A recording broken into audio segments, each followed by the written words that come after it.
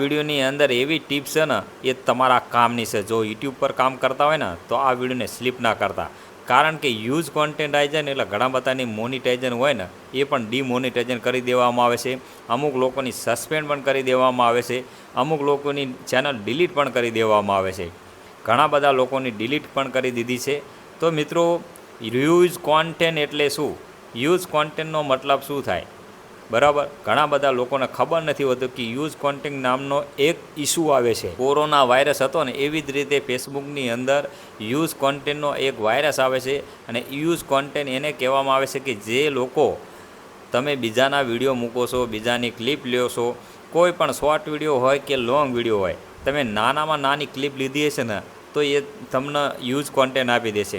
ઘણા બધા લોકો શું કરે ખબર છે કે લોંગ વિડીયો બનાવતા હોય ને, લોંગ વિડીયો એનો શોર્ટ વિડીયો પાછા એ અપલોડ કરતા હોય છે. બરાબર, ઘણી બધી મહેનત કરીને તમે ક્રાઇટેરિયા પૂરા કર્યા, 10 મિલિયન સુધી શોર્ટ વિડીયોમાં લાવ્યા અને વોચ ટાઈમ પણ 4000 તમે લોંગ વિડીયોમાં લાવ્યા છો, અને પછી તમારો ક્રાઇટેરિયા પૂરો થયો, પછી જેવી રીતે તમે અપ્લાય કરશો ને પછી એક જ વસ્તુ આવશે કે યુઝ કોન્ટેન્ટ. પછી તમે શું કરશો? તો યુઝ કોન્ટેન્ટ ના આવવા માટે શું શું ધ્યાન રાખવાની બાબત છે આ અંદર વિડીયોમાં હું આપી રહ્યો છું ને આવા ગુજરાતી વિડીયોમાં કોઈ નથી દેતું. એની ક્લિપ કોઈ પણ લેવાની નથી. બરાબર, બીજાની ક્લિપ લેવાની નથી, કોઈના વિડીયો મૂકવાના નથી. આ તો બધા જાણતા થશો કે કોઈનો મ્યુઝિકવાળો વિડીયો કે કોઈ પણ ક્લિપ તમારા યુટ્યુબની અંદર મૂકવાની નથી, અને મૂકી હોય ને તો ડિલીટ મારી દેજો.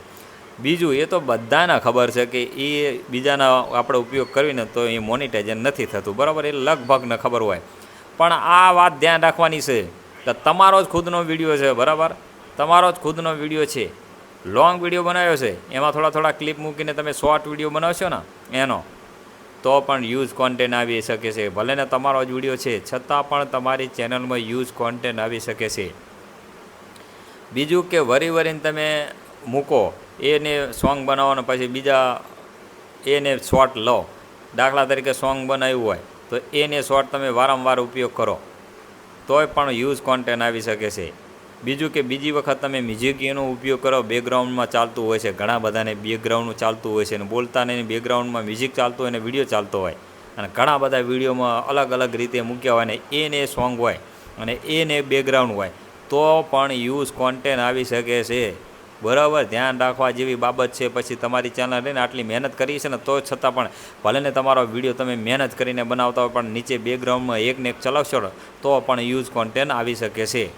તો મિત્ર, મારા ખાસ ધ્યાન રાખવા જેવી બાબતો છે, મળવાની છે આપણી ચેનલ ઉપર. અને ઘણા બધા અત્યારે સપોર્ટ પણ કરી રહ્યા છે કે કરણભાઈ તમે જે બોલો ને એ સચોટ બોલો છો અને સાચી માહિતી આપો છો.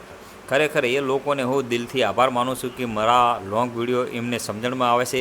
અને ઘણા બધા ગુજરાતીવાળા છે એ સાચા ગુજરાતી હોય ને તો ગુજરાતીને સપોર્ટ કરજો, અને મોટું મન રાખીને સાહેબ 2 મિત્રોને આ વિડીયો શેર કરજો, જેથી કરીને લોકો ફેસબુક, ઇન્સ્ટાગ્રામ અને યુટ્યુબ પર પૂર્ણ ટિપ્સ લઈને હું રજૂઆત કરતો રહીશ. તો મિત્રો, જય હિન્દ, વંદે માતરમ, જય ગરવી ગુજરાત.